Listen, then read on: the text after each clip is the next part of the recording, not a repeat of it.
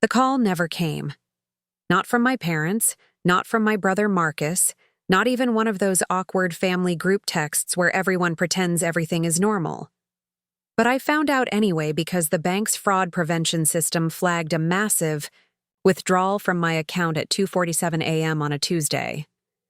My name is Riley Chen, and the night my family stole my life savings was the night I discovered what betrayal actually tastes like when it's served by the people who raised you. I was 3 months back from my second deployment in Afghanistan, still adjusting to civilian life in my cramped studio apartment in Phoenix, when my phone buzzed with an unknown number.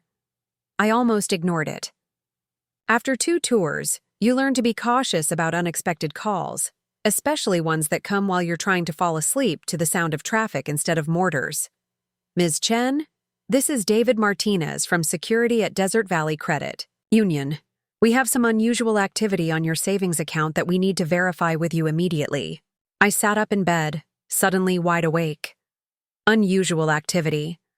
Those words hit different when you've spent the last 4 years watching every penny, saving every dollar you could squeeze out of your military pay.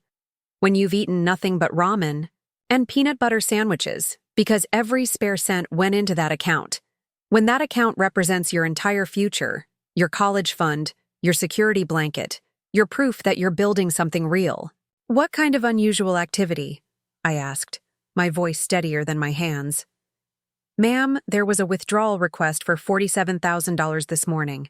The transaction was initiated online using your login credentials, but our system flagged it because it represents nearly your entire account balance. We wanted to confirm this was authorized by you before processing. $47,000. 4 years of saving. 4 years of choosing the cheapest meal at the mess hall, of wearing the same 3 civilian outfits on rotation, of saying no to every night out, every vacation, every small pleasure that my fellow soldiers indulged in. $47,000 that represented every sacrifice I'd made, every extra shift I'd worked, every birthday and Christmas where I'd given myself the gift of another deposit slip. I absolutely did not authorize any withdrawal, I said. My training kicking in. Stay calm, gather information, assess the situation. Can you tell me where the request came from? There was a pause, the sound of typing. The IP address traces back to Riverside, California. Does that location mean anything to you? My blood turned to ice water. Riverside, where my parents lived, where I'd grown up, where my brother Marcus still lived in the converted garage behind. Their house, playing video games and complaining about how unfair life was while I was dodging roadside bombs in Kandahar. Yes, I said quietly. That's where my family lives. Another pause. Ma'am, I have to ask this directly. Do any of your family members have access to your online banking information? The question hung in the air like smoke from an IED blast. Do they have access? They shouldn't. They definitely shouldn't. But I remembered last Christmas when I'd been home on leave and my laptop had been acting up. My mother had insisted on helping me with my online banking, showing me how to use their Wi-Fi, standing right behind me as I logged in to check my balance. She'd made such a big deal about how proud she was of my savings, how responsible I was, how much I'd accomplished. They might, I admitted. But they would never. They wouldn't. But even as I said it, pieces were clicking into place. The weird phone call from Marcus 2 weeks ago, rambling about some investment opportunity that could make us both rich. My mother's sudden interest in my finances during my last visit, asking detailed questions about my account, my plans for the money, whether I had it all in one place. My father's offhand comment about how I was sitting on all that money while they were struggling to make ends meet. Ma'am, I'm going to place a temporary hold on your account while we investigate this. Can you come into a branch first thing in the morning? We'll need you to file a formal fraud report. I hung up and sat in the darkness of my apartment, surrounded by unpacked boxes that I'd been meaning to deal with for months. My entire life fit into 12 cardboard boxes and 2 duffel bags. Everything I owned, everything I'd earned, everything I'd built while serving my country. And now my family, the people who were supposed to love me unconditionally, had tried to steal the only financial security I had. The betrayal wasn't just about the money, though the money was everything to me. It was about the years I'd spent, in desert heat and mountain cold, sending money home when they complained about bills. It was about the Christmas bonuses I'd shared, the birthday checks I'd written, the time I'd paid for my father's car repair without being asked. It was about every letter I'd written from overseas, telling them how much I missed them, how much I was looking forward to coming home and starting my life. I'd saved that money with dreams attached to every dollar. College tuition for the engineering degree I'd always wanted. A down payment on a house where I could finally feel safe, where no one could make me move or tell me I didn't belong. Maybe a small business, something that could give me purpose after years of military structure. That money wasn't just numbers in an account. It was my entire future, carefully planned and meticulously saved. I tried calling Marcus first, straight to voicemail, then my parents' house. It rang and rang before my mother's voice answered, artificially cheerful. "Riley, sweetheart, how are you settling in? Mom, I need to ask you something directly. Did you and Dad access my bank account?" The silence stretched so long I thought the call had dropped. "Honey, I think there might be some confusion." "Mom, the bank called me. There was a withdrawal attempt for nearly $50,000. From Riverside. Someone used my login information." Another silence. Then my father's voice in the background, muffled but urgent. My mother's hand obviously covering the phone, their voices mixing in a heated whisper that I couldn't quite make out. "Riley, sweetie, we can explain everything. It's not what you think. Marcus had this opportunity, this chance to invest in something really big. And we thought since you're not using the money right now, and since we're family..." The words hit me like a mortar blast. Not using the money. Since we're family. As if my savings account was some communal fund that they could dip into whenever they felt justified. As if 4 years of sacrifice meant nothing because I hadn't spent it yet. You thought you could steal from me because we're family? Don't use that word, Riley. It's not stealing when it's family. We were going to pay you back with interest. Marcus found this cryptocurrency thing, and his friend guaranteed. I hung up.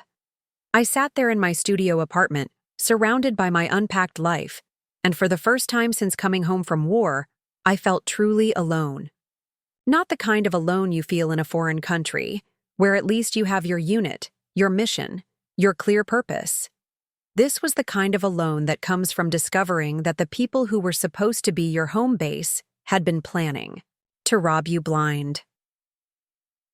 The next morning, I drove to the bank in my beat-up Honda Civic, the one I'd bought used because I was too responsible to finance something flashy. David Martinez was exactly what I'd pictured. Middle-aged, kind eyes, the sort of person who probably saw financial crimes every day, but still managed to be shocked by family betrayal. "The good news is we caught it in time," he said, sliding paperwork across his desk. "The withdrawal was blocked by our security protocols. Your money is safe. Safe." The irony wasn't lost on me. My money was safe from strangers, from hackers, from foreign criminals, but apparently not safe from the people who'd raised me. I didn't drive home to Riverside immediately. I should have, but I needed time to think, to plan what I was going to say. You don't survive 2 deployments without learning to strategize before walking into hostile territory. And make no mistake, going home to confront my family felt exactly like entering hostile territory. Instead, I spent 3 days researching. I pulled my bank statements going back 2 years, looking for patterns I'd missed. I found them. Small amounts here and there, transactions I'd forgotten about or dismissed. $100 here, 50 there, always with explanations that had seemed reasonable at the time. Marcus needed gas money for a job interview. Dad's prescription wasn't covered by insurance. Mom's car needed emergency repairs. Never enough to alarm me, never enough to make me question whether I was being used. But now, looking at the statements with clear eyes, I could see it. I'd been a personal ATM for months, maybe longer. They'd been testing my boundaries, seeing how much they could take without me noticing or objecting. The attempted $47,000 withdrawal wasn't their first theft, it was just their boldest. I printed everything. Bank statements, transaction histories, even screenshots of the text messages where they'd asked for money. I organized it all into a manila folder like I was preparing for a mission briefing. Because that's what this was. A mission to get my family to tell me the truth. The drive to Riverside took 2 hours, and I spent every minute of it practicing what I was going to say. In the military, we called it battle preparation. You run through scenarios, anticipate responses, prepare for different outcomes. I knew my family well enough to predict their reactions. Mom would cry and try to make me feel guilty. Dad would get defensive and angry. Marcus would hide behind excuses and blame everyone else for his problems. I pulled into the driveway of my childhood home on a Thursday afternoon. The house looked smaller than I remembered, more run down. The lawn needed cutting, and there were weeds growing through the cracks in the sidewalk. This was the house where I'd learned to ride a bike, where I'd done homework at the kitchen table, where I'd announced my decision to join the Army after high school. It felt like visiting a crime scene. Marcus's Honda was parked in its usual spot, still sporting the same dented bumper from a fender bender 3 years ago that he'd never bothered to fix. Through the living room window, I could see the flicker of a television. Normal afternoon life continuing as if they hadn't just tried to steal my entire future. I knocked instead of using my key. This wasn't a family visit anymore. Mom answered the door wearing her old pink bathrobe, the one she'd had since I was in high school. Her face went through a series of expressions when she saw me. Surprise, guilt, forced happiness, then resignation. She knew why I was there. "Riley, honey, you should have called first." "Should I have? The way you called before trying to clean out my bank account?" She stepped aside to let me in, glancing nervously toward the living room where I could hear Dad's voice responding to something on the TV. The house smelled the same as always, a mixture of coffee and the vanilla candles Mom burned constantly. But today it felt foreign, like visiting someone else's memories.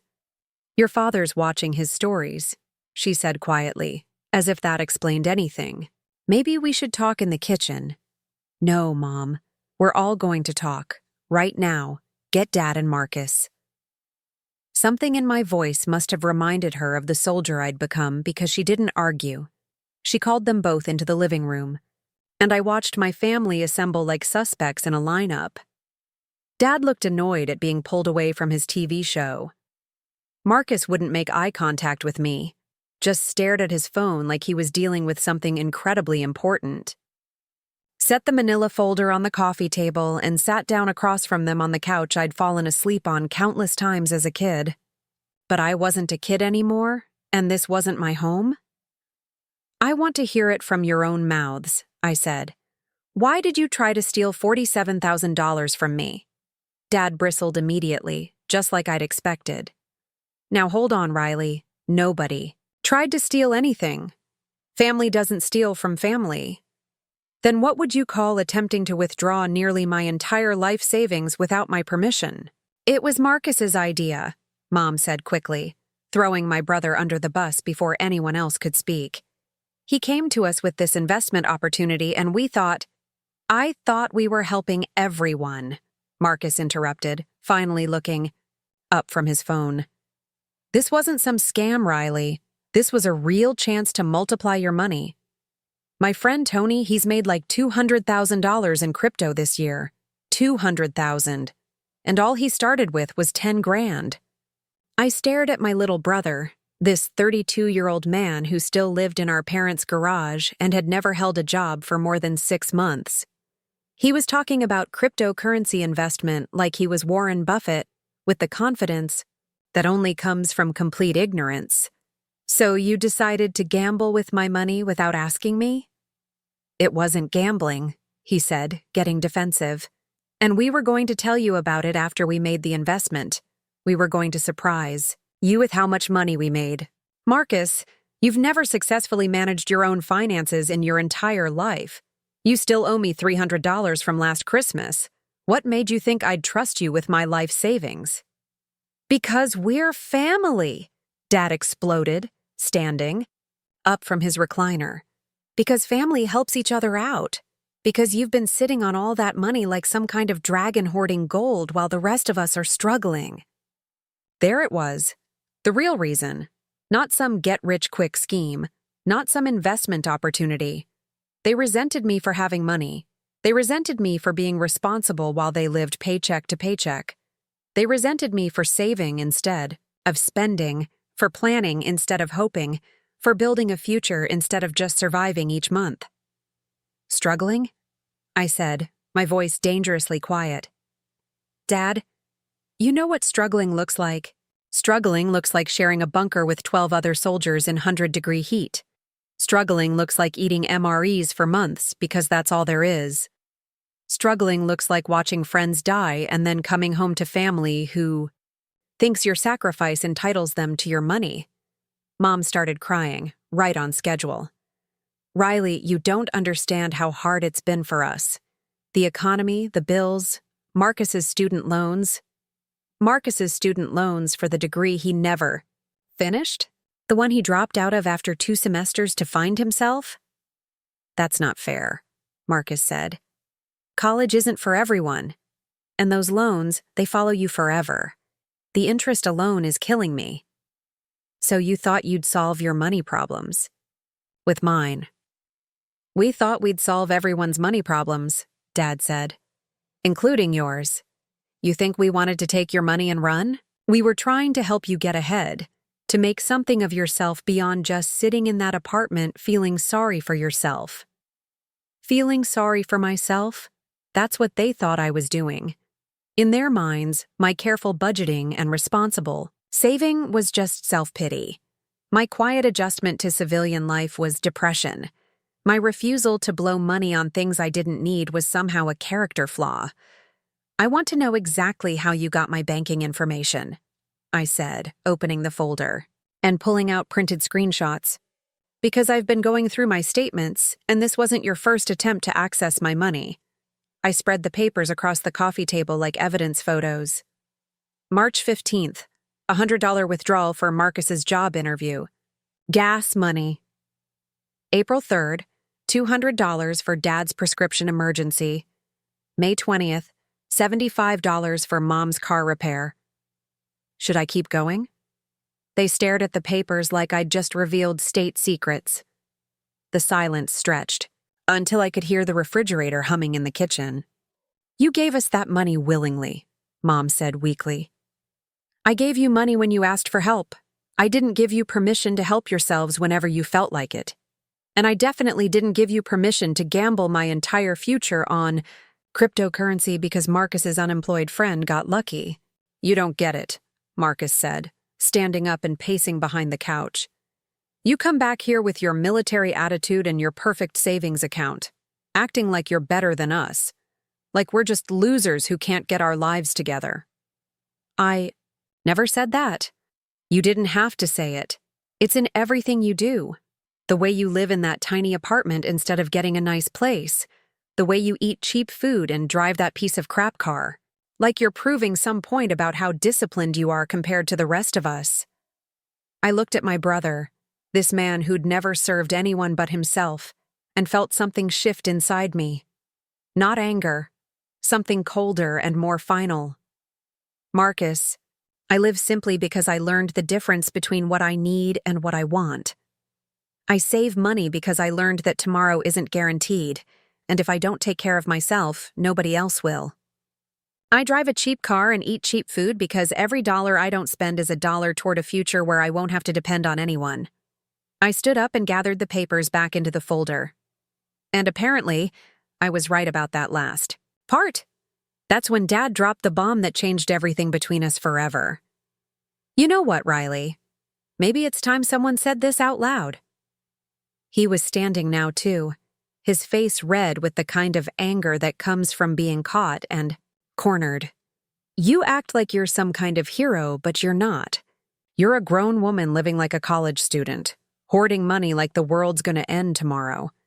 You came back from the military more damaged than when you left, and instead of getting help, you just shut everyone out.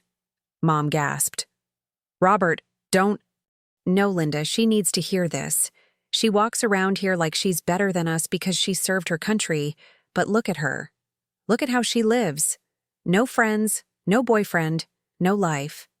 Just sitting alone in that depressing apartment, counting her money like it's going to bring back the people she couldn't save over there. The room went dead silent. Even Marcus stopped pacing, his eyes wide with shock at what Dad had just said. Mom covered her mouth with her hand, tears streaming down her face, but not for the reasons I initially thought. We were trying to help you, Dad continued, his voice getting louder, more aggressive. We thought if you had to engage with life, if you had to rebuild that money, maybe you'd actually start living again instead of just existing. Maybe you'd get therapy, meet people, date someone. Maybe you'd stop punishing yourself for surviving when other people didn't. I felt like I'd been hit by an IED, not because of the cruelty of his words, but because of the calculated nature of them. This wasn't anger speaking. This was something he'd thought about, discussed, planned. The attempted theft wasn't just about money. It was about control. It was about forcing me to live my life the way they thought I should. You think I'm damaged? I said, my voice barely above a whisper. Honey, we think you need help, Mom said, finally finding her voice. We've been worried about you since you came back. You don't talk to anyone. You don't go out. You just work and save money and work some more. That's not healthy. So your solution was to steal from me? We weren't stealing, Marcus said, jumping back into the conversation like he'd found his courage. We were staging an intervention. We thought if your safety net was gone, you'd have to engage with life again. You'd have to ask for help, lean on people, maybe even move back home where we could take care of you. I stared at my little brother, the one I used to protect from bullies, the one I'd taught to ride a bike, the one I'd sent care packages to when he was in college. He was looking at me like I was a broken toy that needed fixing, like my careful, intentional life was evidence of mental illness rather than hard-won wisdom. Let me get this straight, I said slowly. You decided that I was too damaged to manage my own money, so you were going to take it away from me for my own good. We're going to invest it, Dad said. Make it grow. And then when you were ready to rejoin the world, you'd have even more to start with. And if the investment failed? Silence. If Marcus's friend lost everything in cryptocurrency, then what? I'd be broke and forced to depend on you? Is that what you wanted? That wasn't going to happen, Marcus said, but his voice lacked conviction. Tony knows what he's doing. Tony is a 25-year-old who lives in his mother's basement and plays video games for a living, I said. I looked him up, Marcus. After the bank called, I did my research. Your crypto expert works part-time at GameStop and spent his mother's retirement money on Dogecoin. That's who you wanted to trust my life savings with. The color drained from Marcus's face. He hadn't done any research. He'd just believed whatever this Tony person had told him because he wanted to believe it. Because he wanted to be the hero who saved his damaged sister from herself while making everyone rich in the process. But that's not even the worst part. I continued, looking directly at my father. The worst part is that you think I'm broken because I learned to take care of myself. You think there's something wrong with me because I don't need your approval or your help or your permission to live my life. There is something wrong with you, Dad said, and this time there was no heat in his voice. Just cold, clinical assessment. You came back from Afghanistan and you've been hiding ever since. You don't date, you don't make friends, you barely talk to your own family. You work at some office job that's completely beneath your abilities, and you live like a monk in that tiny apartment. That's not normal, Riley. That's trauma response. Mom nodded along like she'd been waiting for him to say this. We've done research, honey. We know about PTSD, about survivor's guilt, about adjustment disorders. We know you're suffering, even if you won't admit it. I felt something crack inside my chest. Not break exactly, but shift in a way that made breathing difficult. They diagnosed me. They'd researched my supposed mental illness and decided that my autonomy, my financial independence, my carefully constructed life was all evidence of psychological damage that they needed to fix. And you think the cure for my supposed trauma is financial insecurity? We think the cure is connection, Mom said. We think you need to let people help you. Lean on your family. Stop trying to control everything by yourself. So you decided to force me to need you by taking away my choices. We decided to show you that the world doesn't end when you don't have complete control, Dad said. We decided to prove that you can trust other people with important things. I looked around the room at these 3 people who shared my DNA, who'd raised me, who claimed to love me.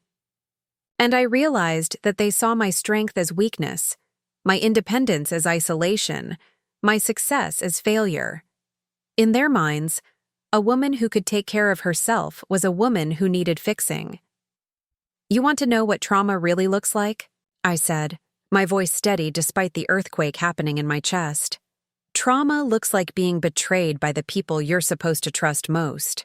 Trauma looks like discovering that your family sees your accomplishments as symptoms of mental illness. Trauma looks like realizing that the people who claim to love you think so little of your judgment that they'd rather see you broke and dependent than successful and autonomous.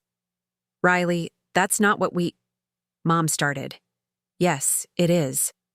I stood up and walked to the window, looking out at the street where I'd learned to drive, where I'd played as a child, where I'd once felt safe.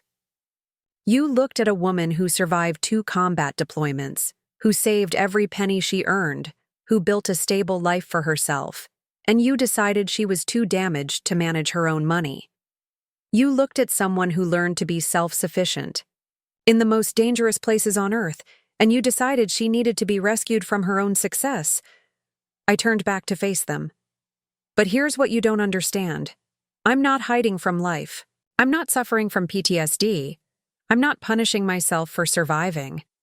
I'm living exactly the life I want to live.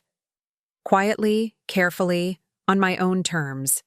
And the fact that my life doesn't look like what you think a woman's life should look like doesn't make it wrong. But you're so isolated, Mom said. You don't date, I don't date because I haven't met anyone worth dating. I don't go out because I don't enjoy crowds. I don't talk to people constantly because I value my privacy. These aren't symptoms, Mom. These are choices. And the fact that you can't tell the difference is exactly why I don't share more of my life with you. Dad shook his head like I was confirming his worst fears about my mental state. See? This is what we're talking about. You're so defensive, so closed off. You can't even hear that we're trying to help you. You're not trying to help me, Dad. You're trying to fix me. There's a difference. Help would be asking what I need and respecting my answer. Fix is deciding what I need and taking action without my consent. Sometimes people who are struggling can't see what they need, Marcus said quietly, and there it was. The final, crushing truth. They didn't just think I was damaged. They thought I was incompetent to judge my own life, my own needs, my own mental state. They'd appointed themselves as my guardians, my decision-makers, my saviors from a life that I'd built exactly the way I wanted it. I want you to say it, I said, looking directly at my father. I want you to say out loud what you really think about me. He looked uncomfortable for the first time since I'd arrived. Riley, I don't think this is productive. Say it. Say what you really believe about your daughter who served her country, who saved her money, who built a life for herself. Say what you think gives you the right to make decisions about my future without consulting me. The silence stretched until I could hear the neighbor's dog barking 3 houses down. Finally, Dad spoke, his voice quiet but firm. I think you're too broken to know what's good for you. I nodded slowly, like a puzzle piece had finally clicked into place. Thank you for being honest, I said. Now I know exactly where we stand. I should have seen this coming. The signs were there from the moment I enlisted, scattered like breadcrumbs through 18 years of family interactions that I'd dismissed or explained away. But sitting in that living room, hearing my father call me broken, I finally understood that this wasn't about the money. This was the culmination of a story that had been writing itself since I was 18 years old and told my parents I was joining the army. It started the day I announced my enlistment. I was fresh out of high school, tired of watching my parents struggle with bills while Marcus coasted through his senior year without a care in the world. I'd researched military careers, talked to recruiters, made my decision carefully and deliberately. I thought they'd be proud. Instead, my mother cried like I'd told her I was dying. "But Riley, you're so smart," she'd said through her tears. "You could go to college, meet a nice boy, have a normal life. Why would you want to go play soldier when you could do anything else?" Play soldier. Like serving my country was a childhood game I'd grow out of eventually. My father had been more direct. "This is about proving something, isn't it? You think you need to be tougher than everyone else, stronger than other girls. But sweetie, you don't have to prove anything to anyone. You can just be normal." Normal. The word they'd use to beat me over the head for the next 2 decades. Normal girls don't join the military. Normal women don't deploy to combat zones. Normal people don't live alone by choice. Normal families don't have daughters who are too independent for their own good. I'd ignored their concerns and enlisted. Anyway, believing that once they saw how well I was doing, how much I was growing, how proud they could be of their daughter the soldier, they'd come around. I was wrong. When I graduated from basic training, I was in the best shape of my life, mentally and physically stronger than I'd ever been, part of something bigger than myself. I'd expected them to be amazed by the transformation, to see the confidence and capability I'd gained. Instead, my mother spent the entire graduation ceremony whispering about how thin I looked, how serious I seemed, how the military was changing me in ways that worried her. "You seem so hard now," she'd said during the family dinner after the ceremony. "So intense. Are you sure this is what you want? It's not too late to change your mind."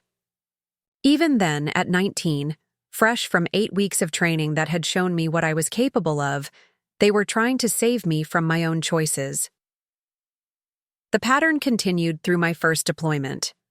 While I was learning to navigate foreign cultures, manage complex logistics, and lead a team under pressure, they were sending care packages filled with hints about the life they thought I should want, magazines about wedding planning, articles about women my age who were settling down and starting families, photos of high school classmates who were getting engaged or having babies.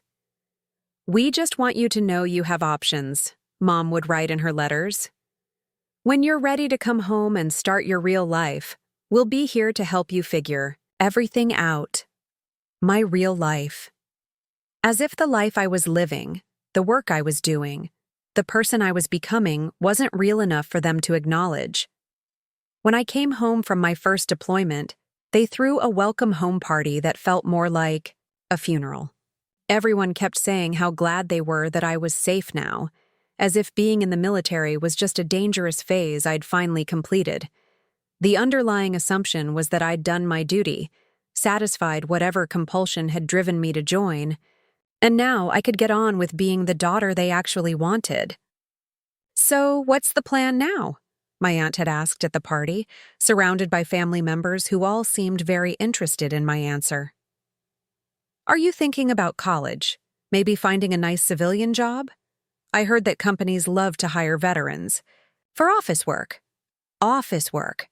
They couldn't even imagine that I might want to stay in the military, that I might have found my calling, that I might be good at something they'd never understood. When I re-enlisted for a second deployment, the temperature in our family changed permanently. The pride they'd shown for their brave daughter curdled into concern for their troubled daughter. I was no longer a hero who'd served her country. I was a woman who couldn't settle down, couldn't commit to a normal life, couldn't figure out what normal women were supposed to want. "I don't understand why you're going back," my father had said when I told them about my second deployment. "You've already proven whatever you needed to prove. Why can't you just come home and be happy?" Be happy, as if I wasn't already happy, as if finding purpose and excelling at challenging work was somehow incompatible with happiness because it didn't look like their definition of what should make a woman happy. During my second deployment, the care packages stopped coming. The letters became shorter, more distant. When I called home, conversations felt strained, like they were talking to someone they didn't recognize anymore. My mother started mentioning therapy in every conversation. "Have you thought about talking to someone when you get back?" she'd ask. "About readjusting to civilian life? About figuring out what you really want?" What I really wanted. The implication was always that what I said I wanted couldn't possibly be what I really wanted, because what I wanted didn't make sense to them. The comments got more pointed as I got older. Every Christmas, every birthday, every family gathering became an opportunity for them to express their concern about my lifestyle choices. I was 25 and still single, which clearly meant I was damaged by my military experience.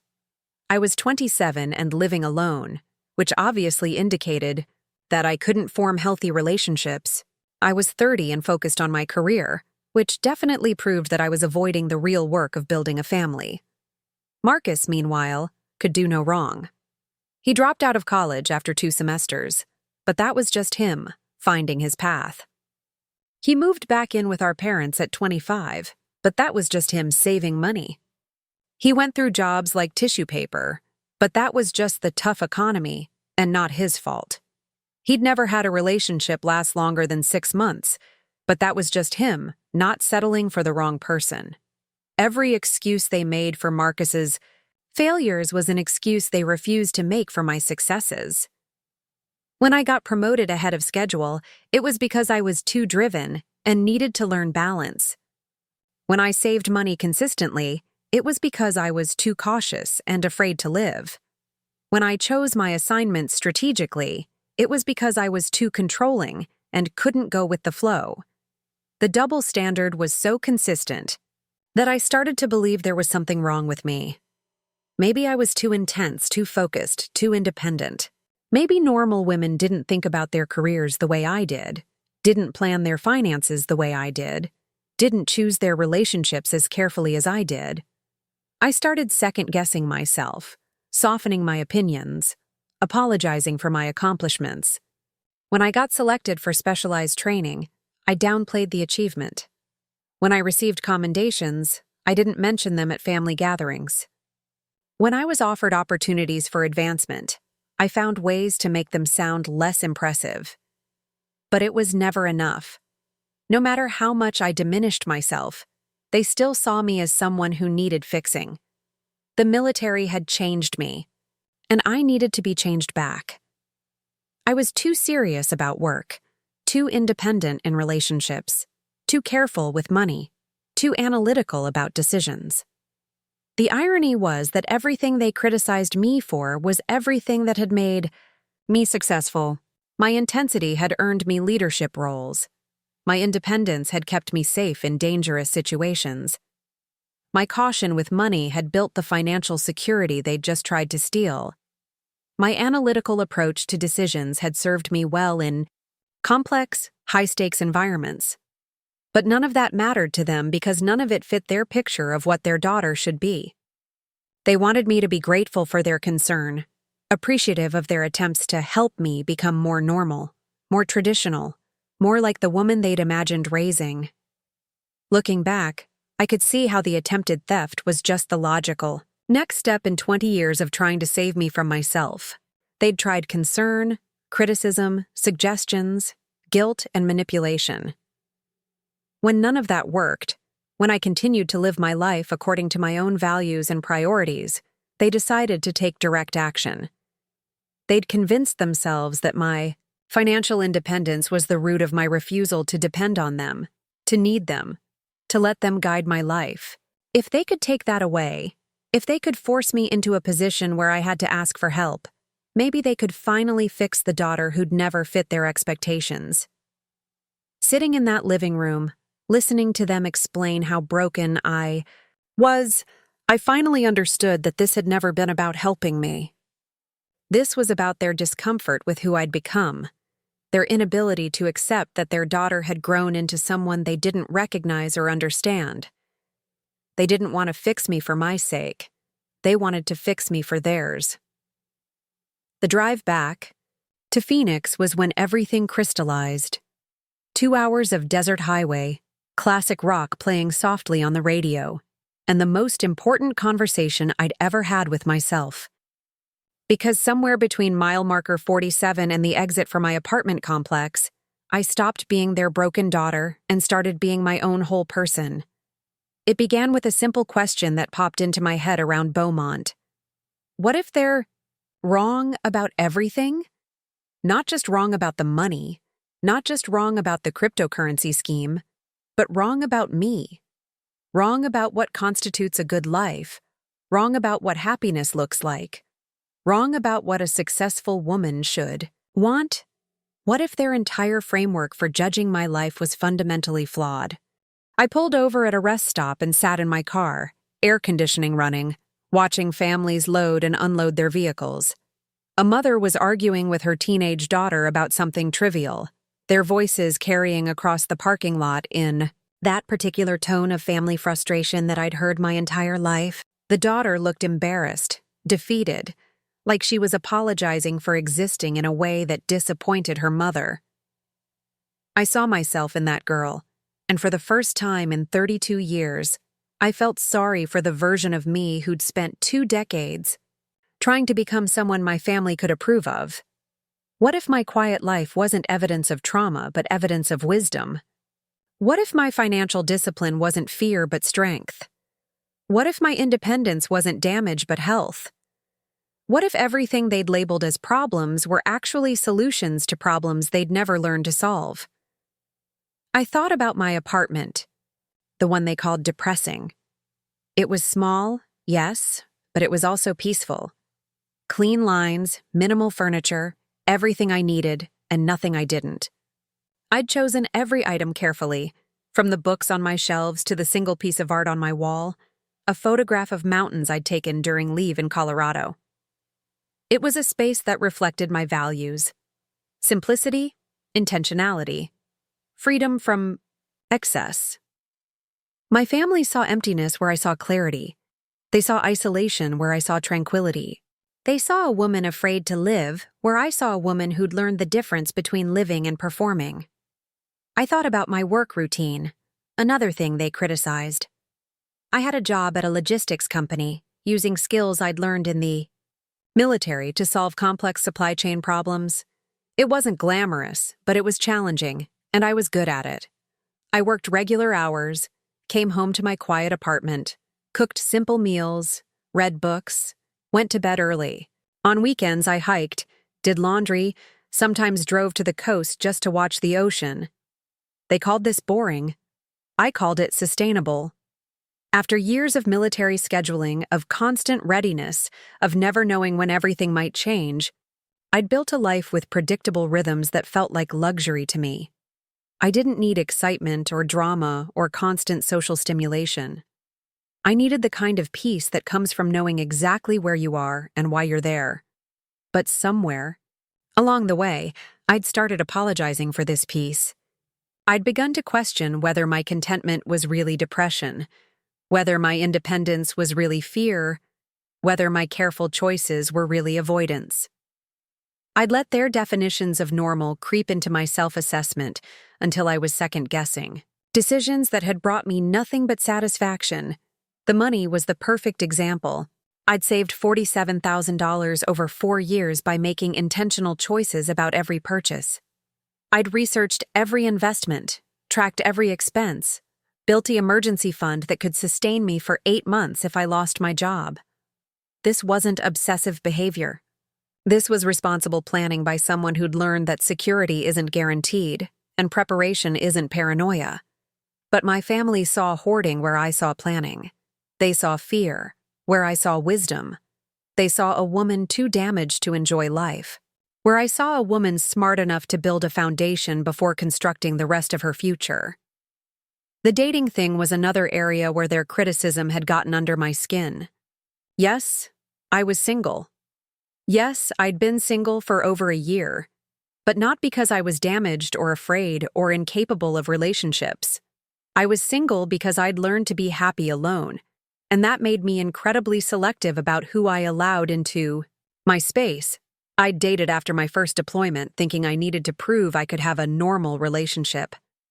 I'd forced myself to be interested in men who bored me, to pretend I enjoyed activities that felt like work, to make myself smaller and more agreeable so they wouldn't be intimidated by my military experience or my independence. Those relationships had been disasters, not because I was damaged, but because I was pretending to be someone I wasn't. The men I'd attracted while performing normalcy were men who wanted a woman who needed saving, fixing, managing. When they discovered I was fully capable of taking care of myself, they lost interest quickly. So I'd stopped performing. I'd stopped dating men who made me feel like I needed to apologize for my competence. I'd stopped pretending that finding a boyfriend was more important than finding myself. And in the silence that followed, I discovered something my family couldn't understand. I actually liked my own company. I liked coming home to my quiet apartment after a day of solving problems at work. I liked cooking exactly what I wanted to eat, watching what I wanted to watch, going to bed when I was tired instead of when someone else was ready. I liked waking up on weekends without having to negotiate how to spend my time or energy. This wasn't isolation. This was autonomy. And the fact that my family couldn't tell the difference said everything about their relationship with their own autonomy. Sitting in that rest stop parking lot, I had the most liberating thought I'd had in years. What if I don't actually need their approval to live my life? It seems obvious now, but it was revolutionary then. I'd spent so much energy trying to justify my choices to them, trying to make them understand why my life worked for me, trying to prove that I wasn't broken or damaged or hiding from something. I'd been seeking their validation for decisions that had brought me nothing but peace and satisfaction. But what if their validation wasn't required? What if their understanding wasn't necessary? What if their approval wasn't the measure of whether my life was successful? I thought about the moments in my life when I'd felt most like myself, most confident in my choices, most satisfied with my direction. None of those moments had involved my family's approval. They'd happened during challenging assignments in the military, during quiet evenings in my apartment, during solo hiking trips where I'd pushed myself to climb higher than I thought I could go. The common thread wasn't external validation, it was internal alignment. It was the feeling of making choices that reflected my values, my priorities, my understanding of what I needed to thrive. My family didn't understand my values because they didn't share them. They valued social connection over solitude, financial security over financial independence, familiar comfort over personal growth. None of these were wrong values, but they weren't my values, and I'd been torturing myself trying to live according to their framework instead of trusting my own. The attempted theft of my savings wasn't really about money or cryptocurrency or Marcus's get-rich-quick schemes. It was about control. It was about their inability to accept that I'd grown into someone they didn't recognize, someone whose choices they couldn't predict or approve of. They needed me to need them. They needed me to be uncertain, dependent, grateful for their guidance. My financial independence threatened that dynamic because it proved I could take care of myself without their input. My emotional independence threatened it even more because it proved I could be happy without their approval. So they'd decided to manufacture a crisis that would force me back into dependence. They'd convinced themselves that my self-sufficiency was unhealthy, that my contentment was depression, that my careful planning was fear. They'd diagnosed me with problems I didn't have so they could offer solutions I didn't need. But here's what they didn't understand. You can't save someone who isn't drowning. I wasn't hiding from life. I was living it exactly the way I wanted to live it, quietly, carefully, on my own terms. I wasn't avoiding relationships because I was damaged. I was waiting for relationships that enhanced my life instead of requiring me to diminish it. I wasn't hoarding money because I was afraid. I was saving money because I'd learned that financial security was the foundation of every other kind of freedom. They called it broken. I called it whole. The sun was setting as I pulled back onto the highway, painting the desert in shades of gold and orange that reminded me why I'd chosen to live in Arizona. The landscape here was stark, beautiful, uncompromising. It didn't apologize for being different from other places. It didn't try to be lush or green or familiar. It just was what it was, completely and unapologetically. I wanted to be like that desert, whole, authentic, unapologetic about my own landscape. For the first time in my adult life, I stopped trying to justify who I was to people who would never understand. I got home that night and did something I'd never done before in my entire life. I wrote my family a letter telling them exactly who I was and what I was going to do about it. Not an angry letter, not a defensive letter, but a clear, honest declaration of independence that I knew would change everything between us forever. I sat at my small kitchen table with my laptop open, and for the first time in years, I felt completely certain about what I needed to say. No more explaining, no more justifying, no more trying to make them understand choices they were determined to misinterpret. Just truth, delivered with the kind of military precision I'd learned to use when lives were on the line. The letter started simple. I need you to understand something about me that I've been afraid to say directly. Then I told them about the woman I'd become. Not the broken daughter they'd diagnosed, not the confused veteran they'd decided to save, but the person I actually was when I wasn't trying to fit into their expectations. I told them about the morning routine I'd developed that brought me peace. Waking up at 5:30 a.m., making coffee in the French press I'd bought myself, sitting on my small balcony watching the sunrise paint the mountains different colors. How this quiet start to each day felt like a gift I gave myself, a moment of stillness before engaging with a world that often demanded more energy than I wanted to give. I told them about my job, which they'd dismissed as beneath my abilities, and how wrong they were about that. How I'd found genuine satisfaction in solving logistical puzzles that reminded me of the strategic thinking I'd loved in the military. How my boss had started giving me increasingly complex projects because I approached problems differently than my colleagues, bringing a perspective shaped by years of making critical decisions under pressure. I told them about my financial goals, which went far beyond the emergency fund they'd tried to steal. How I was saving for a house with enough land for a garden. How I wanted to start a consulting business helping other veterans transition to civilian careers. How I was planning to travel to New Zealand and Iceland and Scotland once I had enough saved to do it properly. How every dollar in that account represented not fear, but freedom to choose my own future without depending on anyone else's permission or approval. I told them about my social life, which they'd characterized as isolation, but which actually consisted of carefully chosen relationships with people who understood me. Sarah from work, who was also a veteran and who shared my appreciation for quiet competence.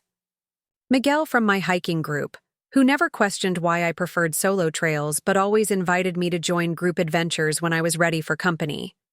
Dr. Patricia Martinez, my therapist. Yes, I had one. Not because I was damaged, but because I believed in maintenance for mental health the same way I believed in maintenance for my car. I told them about the dating question that seemed to obsess them so much. How I'd deliberately chosen to be single while I figured out who I was outside of military structure.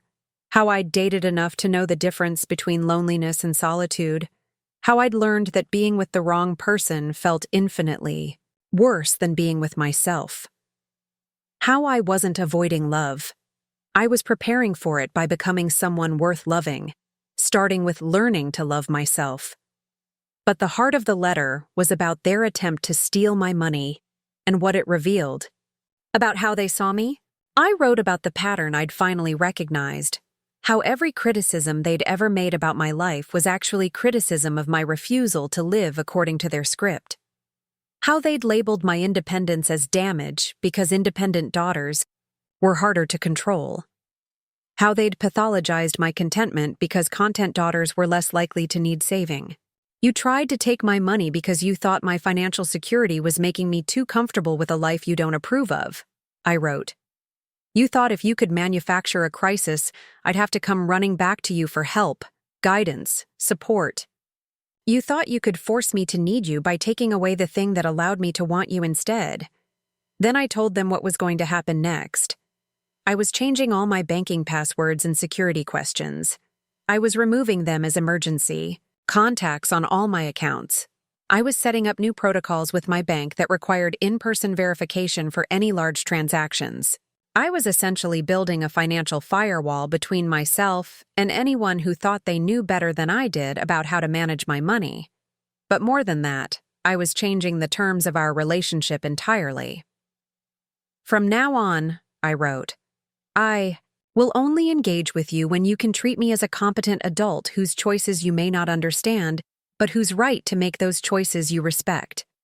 I will not defend my lifestyle, justify my decisions, or explain my priorities to people who have already decided I'm broken. I told them I wouldn't be coming to family gatherings where my life was treated as a problem to be solved. I wouldn't be participating in conversations about my supposed trauma, my imagined damage, or my need for intervention. I wouldn't be accepting advice about dating, career choices, or how to spend my money from people who had just tried to steal that money for my own good. If you want a relationship with me, I continued, it will be based on who I actually am, not who you think I should become. You'll engage with the woman who saved her money, chose her career, and built a life that makes her happy. Or you won't. Engage with me at all. I was giving them a choice, but I was also making it clear that they were no longer in charge of the terms. They could learn to respect the daughter they actually had, or they could continue trying to fix a problem that didn't exist and lose that daughter entirely. The letter took me 3 hours to write and another hour to edit down to its essential points. When I was finished, I had 2 pages of the clearest communication I'd ever sent to anyone about anything. No ambiguity, no room for misinterpretation, no softening of hard truths to make them easier to swallow. I sent it to all 3 of them separately, not as a group message where they could discuss and strategize their response, but as individual communications that would force each of them to decide how they personally wanted to handle this new reality. Then I did something that felt almost as radical as the letter itself. I turned off my phone. Not for an hour or a day, but for an entire week. I called in a personal day at work, drove to the cell phone store, and asked them to suspend my service temporarily. I wanted to sit with my decision without immediately having to manage their reactions to it. I wanted to feel what it was like to exist in my own space without the possibility of their criticism, manipulation, or attempts to argue me out of my newfound clarity. That week became one of the most important weeks of my adult life. Without the constant background anxiety of potential family communication, I felt lighter than I had in years. I woke up each morning and knew that my day would unfold according to my choices, my priorities, my timeline. No calls asking for money, no texts expressing concern about my lifestyle, no emails with articles about what I should be doing differently. I used the time to do things I'd been putting off while managing their emotional demands. I researched contractors for the bathroom renovation I'd been planning. I updated my resume and started looking at consulting opportunities. I drove to 3 different neighborhoods I'd been considering for house hunting and spent hours walking through them, imagining what it would feel like to own property, to have space for a garden, to build something permanent for myself. I also used the time to think about what I actually wanted from my family relationships, separate from what I thought I was supposed to want. Did I miss them during that week of silence? Some things, yes. I missed my mother's stories about her garden, my father's terrible jokes, even Marcus's enthusiasm when he talked about his latest interests. But I didn't miss the constant undercurrent of judgment, the feeling that I was always being evaluated and found lacking, the exhausting work of defending choices that brought me happiness. By the end of the week, I knew I'd made the right decision. Not just about the letter, but about finally choosing myself over their comfort with who I used to be. When I reactivated my phone, I had 17 missed calls, 34 text messages, and 8 voicemails. I didn't listen to any of them immediately.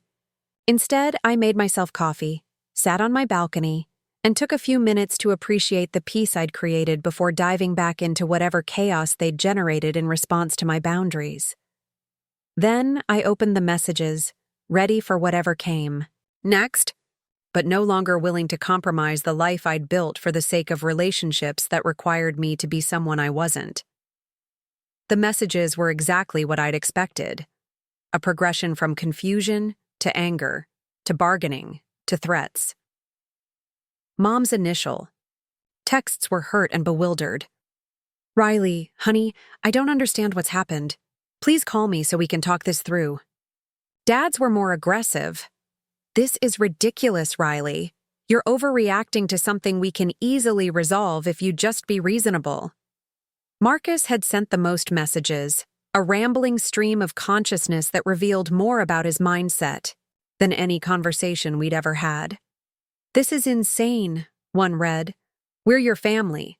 Families fight and get over it. You can't just cut us off because we made one mistake." Another.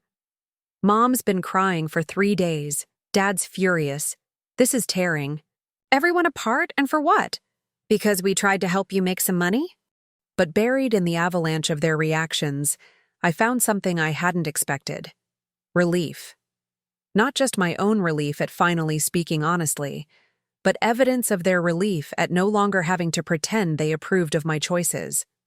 The mask had come off completely, and their real feelings were spilling out in ways they'd never allowed themselves to express before. "I knew this would happen eventually," Dad had written in one of his later messages. "You've been pulling away from this family for years, thinking you're better than us, acting like we're not good enough for the precious life you've built. Well, fine. If that's how you want it, don't expect us to keep trying." There it was. The truth that had been lurking under every family interaction for the past decade. They'd been trying to maintain a relationship with someone they fundamentally didn't respect, and I'd been trying to earn approval from people who resented my independence. We'd been engaged in an elaborate performance of family connection while completely misunderstanding what we meant to each other. Reading their messages felt like watching a movie where the plot twist finally explained all the confusing scenes from earlier. Of course, they'd tried to take my money. They'd never believed I was capable of managing it properly. Of course, they'd labeled my choices as trauma responses. They'd never accepted that a woman could be happy living so differently from their expectations. Of course, they'd tried to save me from myself. They'd never seen me as someone who could determine her own needs. But instead of feeling devastated by these revelations, I felt liberated. Their anger wasn't changing my mind. It was confirming that I'd been right to trust my instincts. Their attempts to guilt me back into compliance weren't working. They were reminding me why I'd needed to establish boundaries in the first place. Deleted all the messages without responding and drove to Sedona. I'd been planning this trip for months, a solo weekend in Red Rock country that I'd been looking forward to as a reward for finishing a major project at work. But now it felt like something more significant. The first adventure I'd take as someone who was no longer trying to manage her family's emotional reactions to her choices. The drive through the desert felt different than any drive I'd taken before. I wasn't worried about whether I should call them back, whether I was being too harsh, whether I owed them an explanation or an apology. I wasn't mentally rehearsing conversations or planning how to soften my position. I was just driving through beautiful country, listening to music I liked, heading toward a place where I could hike and think and exist without anyone's input about whether I was doing it right. I'd booked a small cabin outside of town. Nothing fancy, but perfectly suited to what I wanted. Solitude, a view of the mountains, and enough space to spread out without feeling cramped. When I arrived, the owner, an older woman named Janet, helped me carry my bags inside and gave me recommendations for trails that would be good for solo hiking. "First time in Sedona?" she asked. "No, but first time coming alone," I said. She smiled. "Those are the best trips. You get to discover what you actually think about a place when you're not managing someone else's experience of it." That comment stuck with me as I unpacked my things and planned my weekend.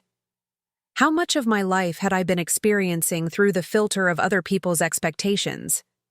How many places had I visited? Books had I read? Meals had I cooked while simultaneously thinking about how to describe them to people who might not approve of my choices? I spent that first evening on the cabin's small deck, watching the sun set behind the red rocks while drinking a beer I'd bought specifically because I liked it, not because it was what someone else would order. I made dinner from ingredients I'd brought because they sounded good to me, not because they represented some ideal of healthy or frugal or impressive eating. I went to bed when I was tired, not when someone else thought it was a reasonable bedtime. These might sound like small freedoms, but they felt revolutionary. For the first time in my adult life, I was making choices based purely on my own preferences, unfiltered by worry about whether someone would judge them as evidence of my supposed damage. The next morning, I hiked Cathedral Rock alone. It's a challenging climb, steep and technical in places, requiring focus and sure footing. I'd hiked it before with groups, always slightly anxious about keeping pace, about whether I was going too fast or too slow, about whether my choice to push myself physically was making others uncomfortable. This time, I climbed at my own pace, stopped when I wanted to take photos, rested when I needed to catch my breath. When I reached the top, instead of immediately thinking about how to describe the view to someone else, I just sat with it. Red rocks stretching to the horizon, morning light turning everything golden, the kind of silence that makes you aware of your own heartbeat. I pulled out my journal and wrote for an hour. Not about my family, not about the conflict I'd left behind, but about what I was seeing and feeling in that moment. The way the rock felt warm under my hands, the sound of wind through the juniper trees, the sense of physical accomplishment that came from pushing my body up challenging terrain. Later, I drove through Oak Creek Canyon and stopped at a swimming hole I'd heard about but never visited. The water was cold and clear, perfect for the heat of the afternoon. I swam alone, floating on my back and staring up at the canopy of cottonwood trees, feeling completely present in my own body for the first time in months. That evening, I drove into town and had dinner at a small restaurant with outdoor seating. I brought a book, something I'd always wanted to do but had always felt self-conscious about. Would people think I was lonely? Would the server feel sorry for me? Would other diners wonder what was wrong with me that I was eating alone? But sitting there with my book and my meal, watching other solo diners doing exactly the same thing, I realized how much energy I'd wasted worrying about other people's imaginary judgments of perfectly normal choices. There's nothing sad about eating alone when you're enjoying your own company. There's nothing wrong with preferring books to small talk during dinner. There's nothing pathological about choosing solitude over social performance. The weekend became a masterclass in the difference between loneliness and solitude. Loneliness was what I'd felt in my family's living room, surrounded by people who claimed to love me but couldn't accept who I was. Solitude was what I felt in Sedona, connected to myself, to the landscape, to my own thoughts and feelings without the noise of other people's opinions. I extended the trip by one day, calling in another personal day at work and spending Monday morning hiking Bell Rock. As I climbed, I thought about the life I'd been building without fully realizing it. The quiet routines that brought me peace, the financial security that gave me choices, the physical strength I'd maintained from my military training, the emotional independence I'd cultivated through years of making decisions without committee input. This wasn't a broken life that needed fixing. This was a carefully constructed life that worked beautifully for the person living it. The only problem had been my willingness to let other people define success for me, to accept their diagnosis of my happiness as dysfunction.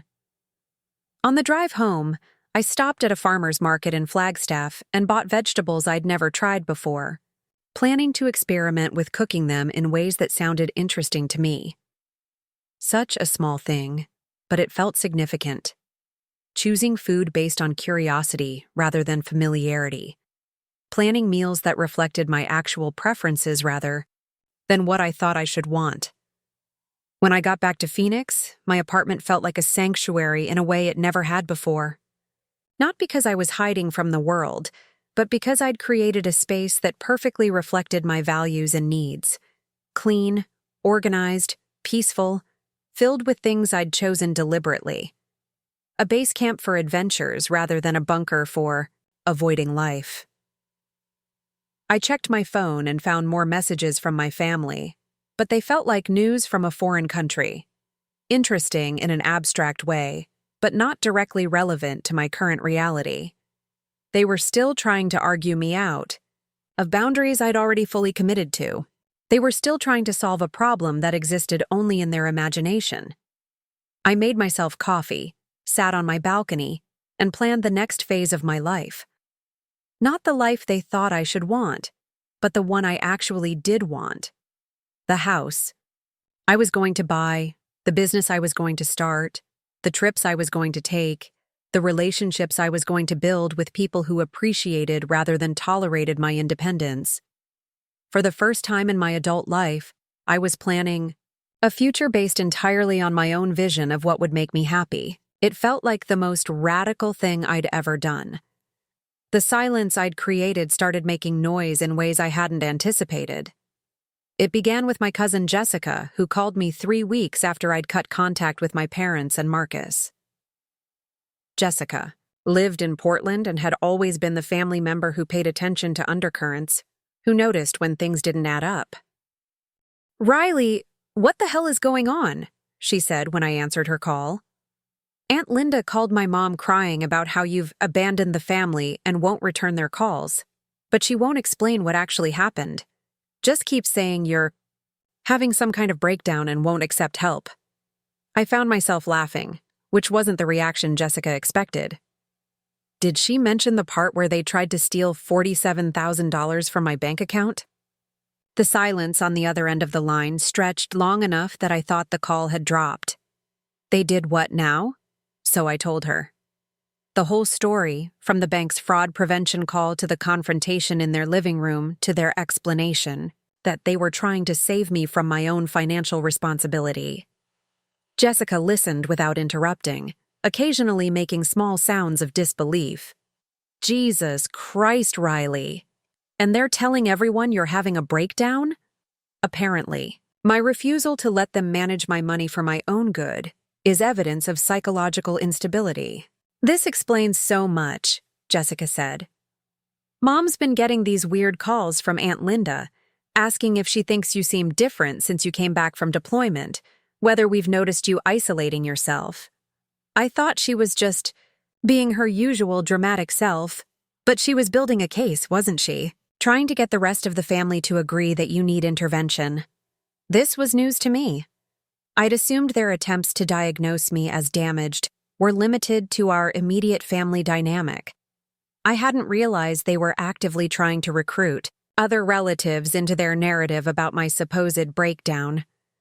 "What did your mom say?"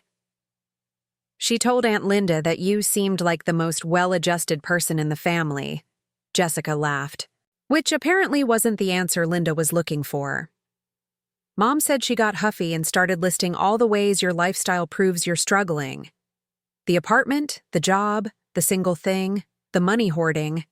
I guess that's what she called your savings account. Money hoarding." They'd actually told other family members that my careful financial planning was evidence of mental illness. I felt a surge of anger, followed immediately by relief that other people could see through their revisionist storytelling. Has anyone else been getting these calls? I think she tried Uncle Paul, but you know how he is about family drama. He told her you were an adult and could live however you wanted. Cousin Danny in Seattle said Aunt Linda called her too, fishing for stories about you seeming unstable or unhappy. Danny said she felt like she was being asked to participate in some kind of intervention planning. The picture Jessica painted was simultaneously infuriating and vindicating. While I'd been in Sedona discovering what peace felt like, my family had been conducting a campaign to convince our extended relatives that my absence was proof of my psychological instability, rather than evidence of their own dysfunction. But their campaign was backfiring. Instead of building consensus around their narrative, they were exposing the fundamental dishonesty of their position. Other family members who'd observed me from a distance could see what my parents couldn't, that I was thriving, not surviving. The weird thing is, Jessica continued, the more Aunt Linda talks about how worried she is about you, the more obvious it becomes that she's the one who sounds unhinged. Like she called my mom at 11 p.m. last night to talk about how your financial obsession is a cry for help. Who does that? Over the following weeks, more family members reached out to me directly. My Aunt Sarah from Denver, who'd always been the quiet observer at family gatherings, called to say that my mother had asked her to keep an eye out for signs that I was struggling during our occasional phone conversations. I told her I didn't understand what she was talking about, Aunt Sarah said. You sound happier in our conversations now than you have in years. You talk about work like you enjoy it. You mention hiking and reading and all these little projects around your apartment. You sound like someone who's figured out how to live well. Even my grandfather, my dad's father, who rarely got involved in family conflicts, called me. He was 86 and had never been one for long conversations, but he wanted me to know that my grandmother, before she'd passed 2 years earlier, had often commented on how proud she was of my independence and financial responsibility. She used to say you were the smartest one in the family about money, he told me in his gravelly voice. Said you learned young that security comes from what you save, not what you spend. She worried about the others, especially Marcus, but never about you. Said you had your head on straight. These conversations revealed something I hadn't fully understood. My family's narrative about my supposed problems had never been universally accepted, even within our extended family. Other relatives had watched me build a stable, intentional life and had drawn the obvious conclusion that I was succeeding at being an adult. But the most significant ripple came from an unexpected source. Kara, Marcus's ex-girlfriend from 3 years earlier.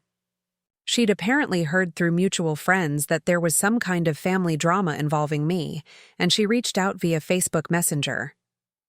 I hope this isn't weird, her message began. But I heard you and your family are going through something. And I wanted you to know that when Marcus and I were dating, he used to complain about your money all the time. He was always talking about how unfair it was that you had so much saved while he was struggling with student loans. He said your parents agreed that you were selfish with money and that someday the family was going to have to stage an intervention to help you learn to be more generous. She went on to explain that Marcus had frequently talked about schemes to get access to my savings, from asking me to co-sign loans he couldn't qualify for to suggesting family investment opportunities where everyone would pool their money. According to Kara, my parents had encouraged these ideas, often discussing my financial selfishness during family dinners she'd attended. It was one of the reasons I broke up with him, she wrote. The way he talked about your money like it belonged to the family, like you were wrong for not sharing it. And your parents just went along with it. It was really uncomfortable to watch. This revelation reframed everything. The attempted theft wasn't a sudden decision motivated by Marcus's cryptocurrency opportunity. It was the culmination of years of planning, the final step in a long-term strategy to force me into financial dependence. They'd been discussing my money, my selfishness, and their right to intervene for years before they'd actually acted on it. But Kara's message also revealed something else. Their behavior had been obvious enough to make outside observers uncomfortable. People who'd spent time around my family had noticed the entitled attitude toward my financial independence. the resentment of my success, the underlying belief that my money was somehow community property. The ripple effect wasn't just about my absence creating questions they couldn't answer. It was about my absence removing a buffer that had been hiding their dysfunction from view.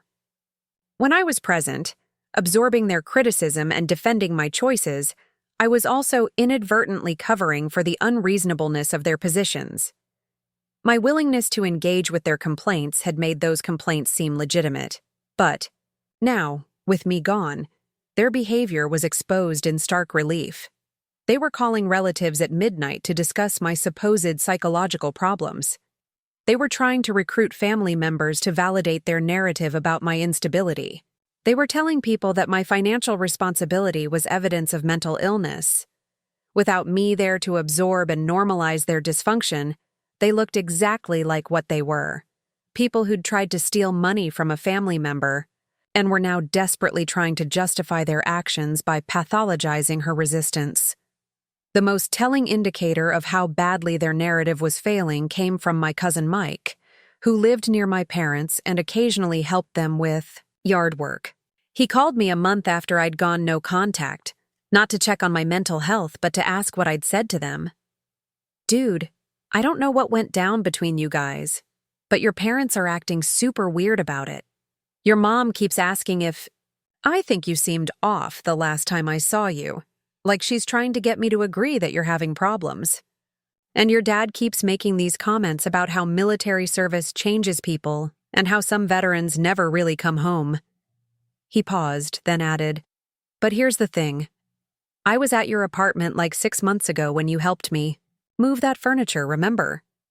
You seemed totally fine. Happy, actually. Your place was clean, you had your shit together, you made us sandwiches, and we watched the game. You seemed more relaxed than I'd seen you in years." Mike's observation captured something important. The disconnect between their narrative and reality was becoming impossible to ignore. They were working so hard to convince people I was struggling, that they were revealing more about their own state of mind than mine. The silence I'd imposed wasn't just protecting me from their dysfunction. It was exposing that dysfunction to everyone else who'd been watching our family dynamic from the outside. And the more they tried to explain my absence, the more obvious. It became that I was the healthy one in this scenario. 6 months after cutting contact, I finally understood what I'd been dealing with my entire adult life. The revelation came during a conversation with Dr. Martinez, my therapist, who'd been helping me process not just the attempted theft, but the decades of family dynamics that had led up to it. "Riley," she said during one of our sessions, "I want you to consider something.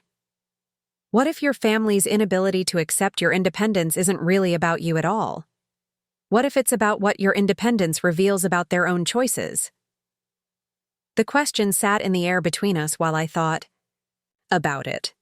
In the months since I'd established boundaries, I'd been focused on understanding my own patterns, my own responses, my own healing. But I hadn't really examined what my success might mean to people who'd made fundamentally different choices about how to live. "Think about it this way," Dr. Martinez continued. "You have a brother in his 30s who lives with your parents and has never held a stable job. You have parents who've spent decades managing his failures, making excuses for his lack of direction, supporting him financially and emotionally. Then you come along, their daughter who saved money, built a career, created stability for herself. What does your success say about their management of Marcus?" The pieces started clicking together in ways I'd never considered.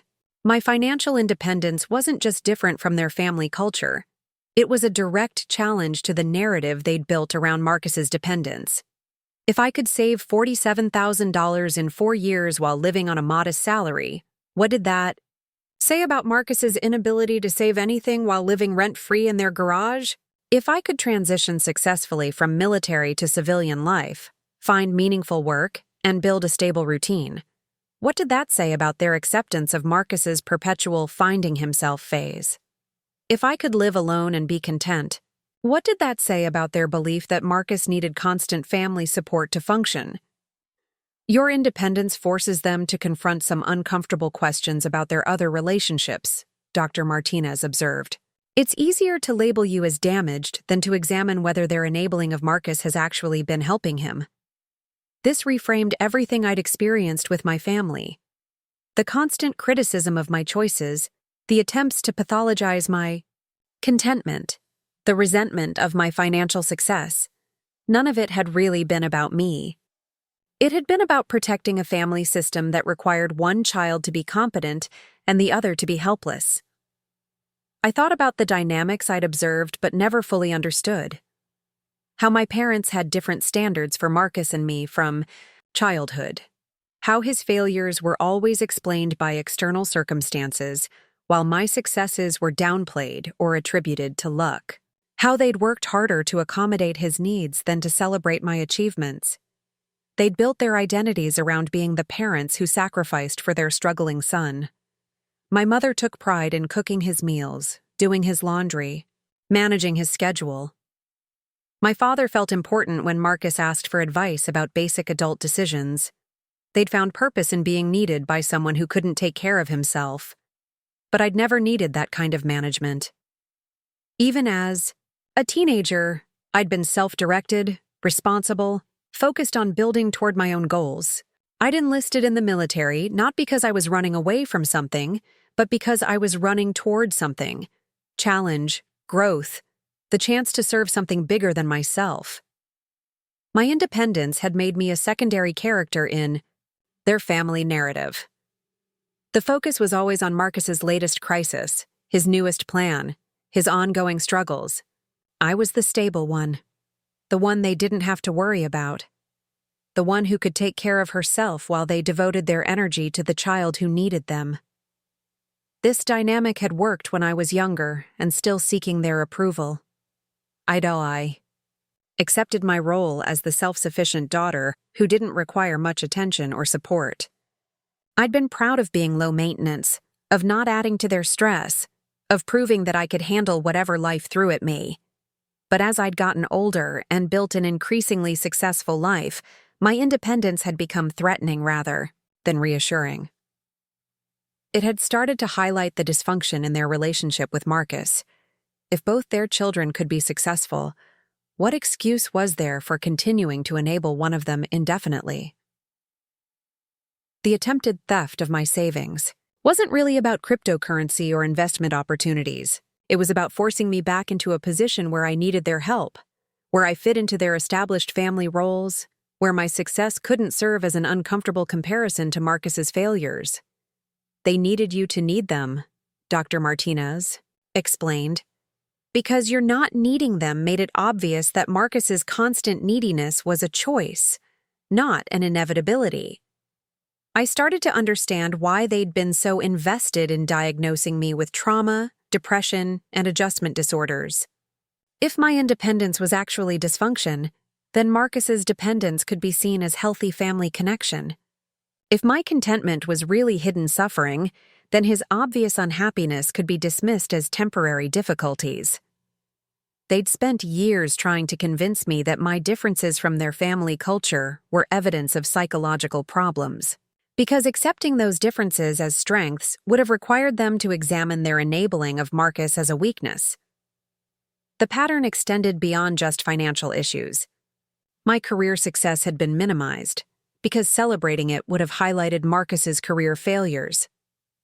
My contentment with single life had been pathologized, because accepting it would have made Marcus's inability to maintain relationships look like a personal failing rather than bad luck. My physical fitness and healthy routines had been dismissed as obsessive, because acknowledging them as positive would have drawn attention to Marcus's lack of self-care.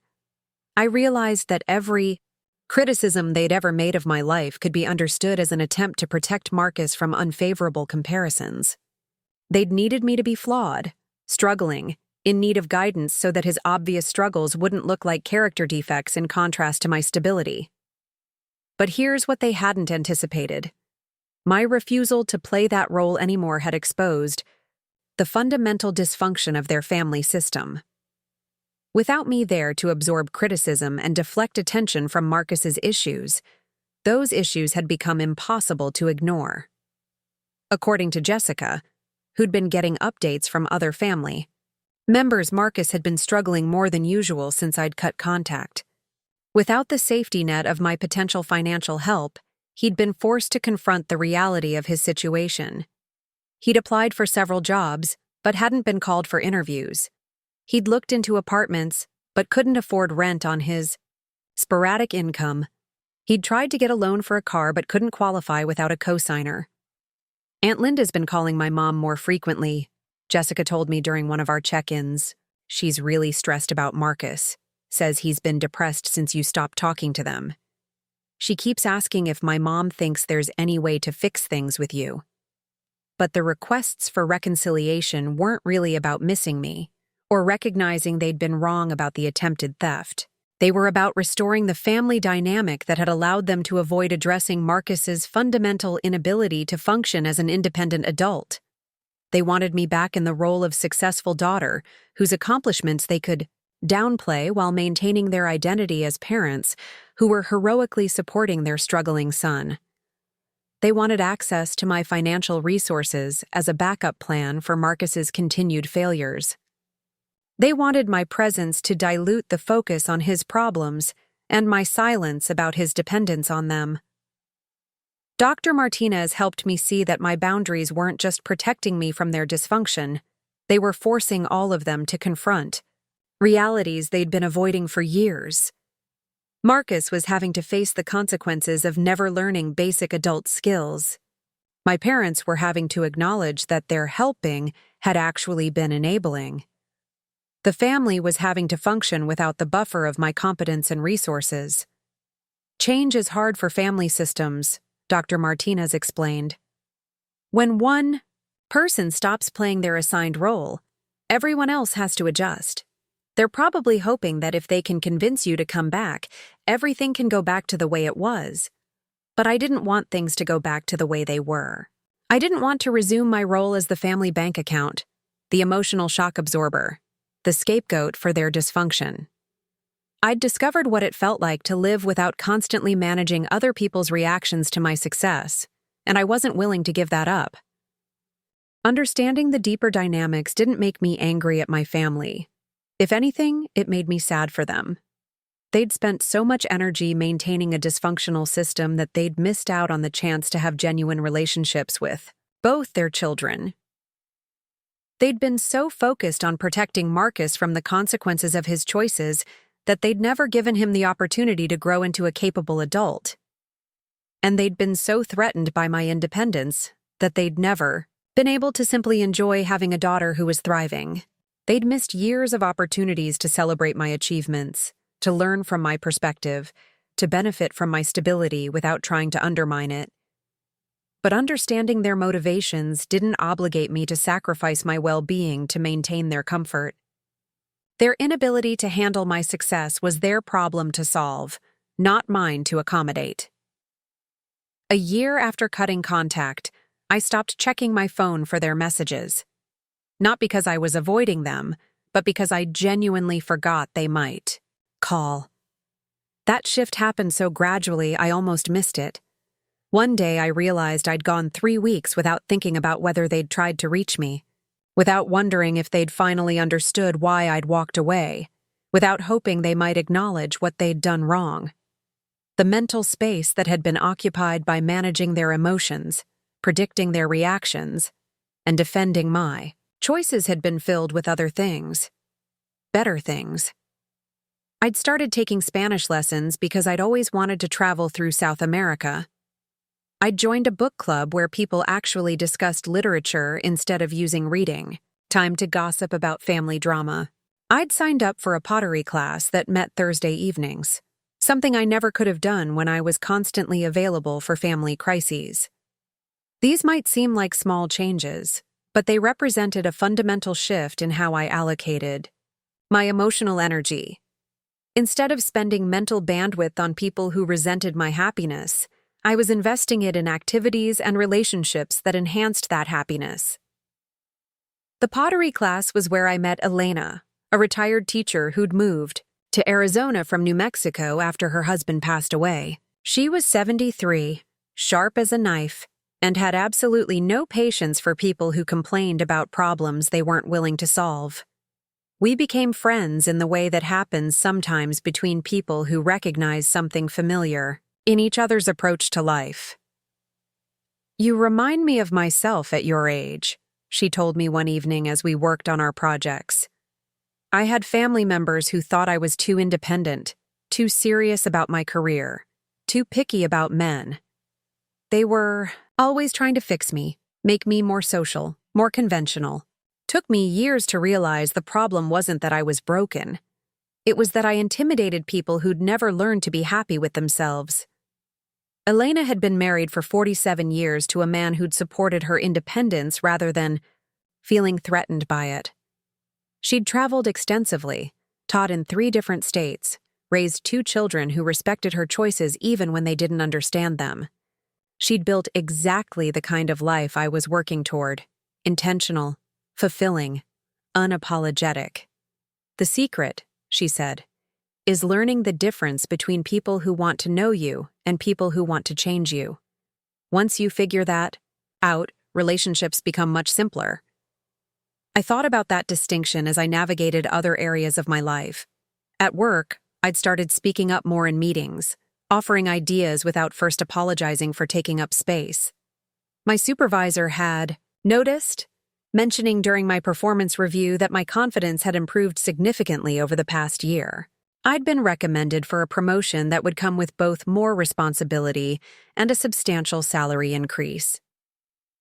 The dating question that had obsessed my family was resolving itself naturally.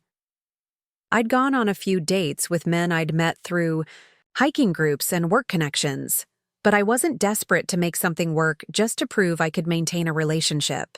I'd learned to enjoy the process of getting to know someone without the pressure of turning every interaction into a potential life partnership. One of those dates, with a guy named David who worked in renewable energy, had turned into something that felt genuinely promising. He was divorced, had 2 teenage kids he saw every other weekend, and had spent enough time figuring out his own life that he wasn't looking for someone to fix or manage. When I told him about my family situation, he'd nodded like it made perfect sense. "Families can be toxic as hell," he'd said matter-of-factly. "Just because someone's related to you doesn't mean they get unlimited access to your life. Good for you for setting boundaries." No psychoanalysis of my choice, no suggestions for reconciliation, no implications that I was damaged for refusing to tolerate mistreatment. Just acceptance of my right to decide who got to be in my life and under what conditions. The house hunting that had been theoretical when I'd first cut contact with my family had become concrete action. I'd found a small place on the outskirts of Phoenix with enough land for a garden and a view of the mountains. The down payment would take about half my savings, but I'd run the numbers carefully and knew I could afford the mortgage payments comfortably. Signing the purchase agreement felt like the final step in a transformation that had been happening gradually over the past year. I was no longer just reacting to my family's dysfunction. I was actively building the life I wanted, making choices based on my own values and priorities rather than in response to their criticism. The night I got the keys to my house, I sat on the front porch and called Jessica to share the news. She was thrilled, asking about square footage and neighborhood details and when I'd have a housewarming party. "Have you thought about whether you'll invite them?" she asked, meaning my parents and Marcus. The question didn't trigger the complicated emotional response it would have a year earlier. I didn't feel guilty about excluding them, angry about their absence, or conflicted about my decision. I felt nothing, which was exactly the right amount to feel about people who'd tried to steal my future for my own good. "No," I said simply. "This is my space, my celebration. I only want people here who can be genuinely happy about my success." Jessica understood immediately. "Makes sense. You've worked hard for this. You deserve to celebrate it with people who appreciate what you've accomplished." Later that night, unpacking boxes in my new living room, I realized I'd stopped waiting for my family to understand or approve of my choices. I'd stopped hoping they'd eventually realize they'd been wrong about me, stopped imagining conversations where they'd apologize for trying to control my life. I'd moved beyond needing their validation and into simply living the life that made sense to me. The woman who'd sat in their living room a year ago, listening to them explain why they'd tried to steal her money, had been seeking their approval, even while setting boundaries. She'd wanted them to see that she was successful, stable, happy. She'd still been performing her competence for an audience that would never appreciate it. But I was no longer performing for anyone. I was just living, making choices that aligned with my values, building relationships with people who enhanced rather than drained my energy. The approval I'd been seeking from them, I'd finally learned to give myself. 2 years later, I was in my garden when the bank called again. Same fraud prevention department, different representative. Someone had tried to access my account using old security information, the kind that hadn't worked since. I'd changed everything after the first attempted theft. Ms. Chen, we blocked the attempt immediately, but we wanted you to know. The IP address traces back to Riverside again. I thanked him and hung up, then went back to planting tomatoes. No anger, no surprise, no emotional upheaval. Just a mild curiosity about how they'd gotten hold of outdated login information, followed by a mental note to update my security protocols again. That evening, David found me on the back porch with a glass of wine, watching the sunset paint the mountains, purple and gold. He'd been living with me for 6 months now, and he knew enough about my family situation to understand what the bank call meant. They tried again? He asked, settling into the chair beside mine. Different approach this time, but same result. He shook his head. Some people never learn. I thought about that as we sat in comfortable silence. They hadn't learned, but I had. I'd learned that you can't change people who are invested in their dysfunction. You can't fix relationships with people who refuse to see you clearly. You can't earn respect from people who need you to be smaller than you are. But you can build a life so beautiful, so aligned with your values, so full of genuine connection that their absence becomes irrelevant. You can surround yourself with people who celebrate your success instead of resenting it. You can create security that no one else can touch, peace that no one else can disturb. Marcus was 34 now, still living in that garage, still looking for get-rich-quick schemes. My parents were still enabling him, still convinced that my independence was the real problem in our family. They were still trying to access money I'd earned through sacrifice, discipline, and careful planning. But I was no longer the daughter desperately seeking their approval. I was a woman who'd built exactly the life she wanted, surrounded by people who understood that strength isn't something you apologize for. Sometimes the greatest victory isn't changing the people who hurt you. Sometimes it's becoming so secure in your own worth that their opinion stops mattering entirely. If this story resonated with you, if you've ever felt like you had to shrink yourself to fit someone else's expectations, hit that subscribe button. Because there are more stories like this one. Stories about choosing yourself when everyone else wants you to choose them. Stories about building the life you actually want instead of the life others think you should want. Subscribe, and let's keep talking about what it means to live unapologetically.